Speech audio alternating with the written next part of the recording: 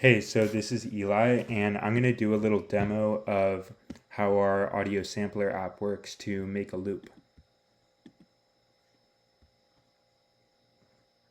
So we can start here by loading in some samples.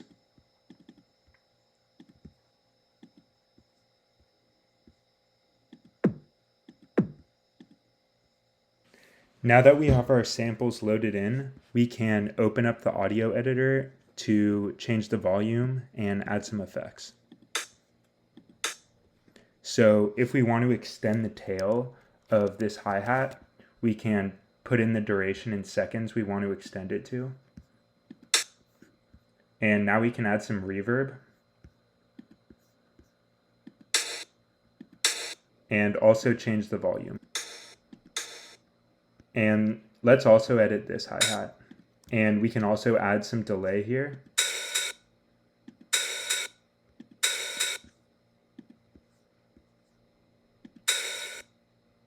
And we can save that and it'll update in the audio main app.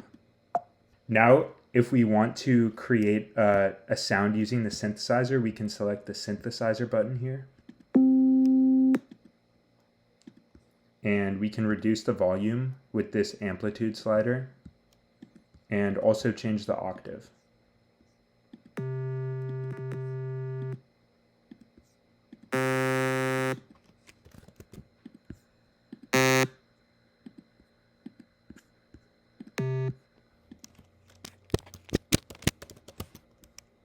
And we can enter the file name up here and then hit save. And now we'll be able to load it into the sampler app. Now we can edit the volume and a few other features of our synthesized sound. Add some reverb. Now we can add some delay to the clap. Now let's say we wanted to edit the frequencies of the clap sound. We can open up the equalizer here.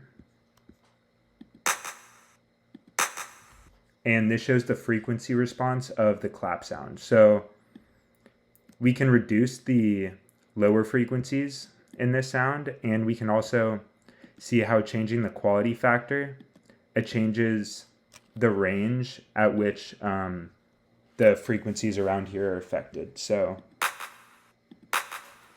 now we can take a listen and see that the lower frequencies of this sound are cut out, and we can save this.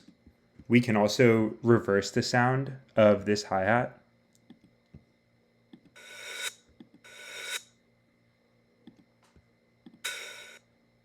Now, if we want to make a loop, we can open up the loop editor and it'll automatically load in our samples here.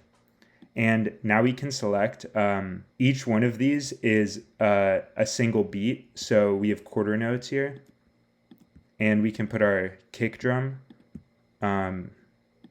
every beat and add our hats there. And we can also change the BPM over here. And we could also see, change how many bars we want the loop to repeat for. So we can add in our hi-hats.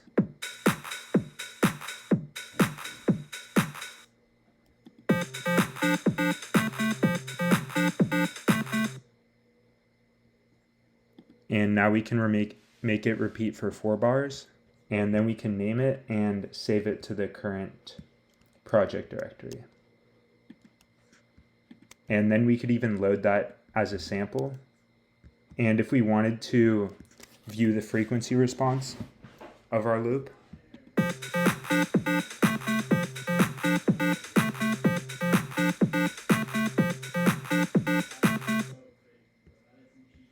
and yeah, that's pretty much how you use our app. Hi, I'm Udham Gill, and I'll be going over how we implemented the audio player function. Right here we have 9 different sample buttons. If you click on one of them, it activates the button push load function, and we use the UI to get the UI get file to allow the user to select an audio file off their local computer storage to play. And first we used the audio read to pull out the audio as a vector, and then the the FS as the sample rate, and then we put that in the audio player object to be played. So then if we go back and look at the design, we have a play button, a stop button, and a repeat button. So if we go over here to the play pause button pushed, so we use the same button to play it or pause it. And here we have a bunch of conditional statements to check whether if it's playing, then we want to pause it. And if it's not playing, we want to play it basically. And we also have an error message if there's no audio file loaded for that button. Now moving on to how we set the axes. What happens after basically we load the function. So either the new sample load, which is connected to the callback for this button, or if we press on a sample and it's loaded, we call the setAxes function, and that reads the audio file again, and we calculate the duration of it in seconds, and then so that will be the range of the x-axis, and then we also create an array that will be different values, or that will be the different values of the x-axis, and then we plot the audio vector against the time vector. We use the update timestamp function here. And then we also set a timer here that begins right at the startup function. And basically what this does is it checks it every second, and actually every 0.1 seconds.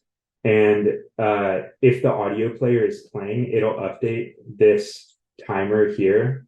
So to display like how far into the audio it's been playing. Now for how we stored the samples. When we call the UI get function to get the file name and file path from the user for the audio file they want to load, we load it to into the local directory and change the button name for that. We also create a cell called app.audiofiles app property. This is a 1x9 cell that'll store the name of different files that are loaded into the sample. This is so we could pull the audio by searching the local directory for the file. And this is also how we store the audio data and transfer between our different apps.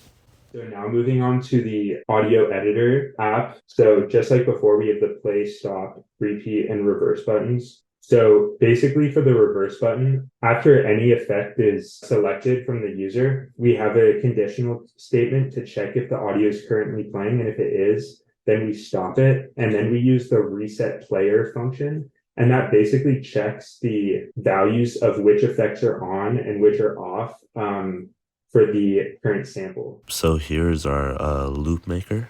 In this, you can make an audio loop with the 9 samples you have loaded in, and this can be opened like the other apps from our audio main app. And then here we're taking a look at our equalizer app.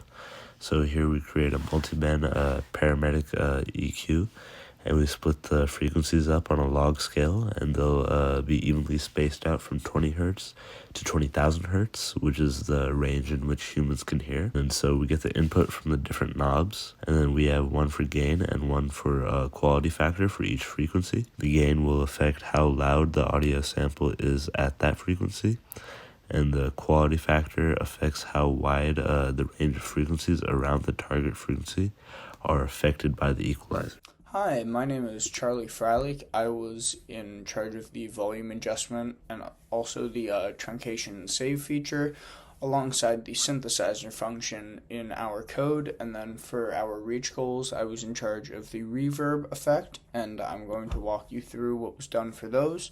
In terms of volume for the reset player method, the volume adjustment, we used the current volume taken from the volume slider and then converted to a percentage using logarithmic transformation. The truncation save feature is triggered when the user clicks the save button.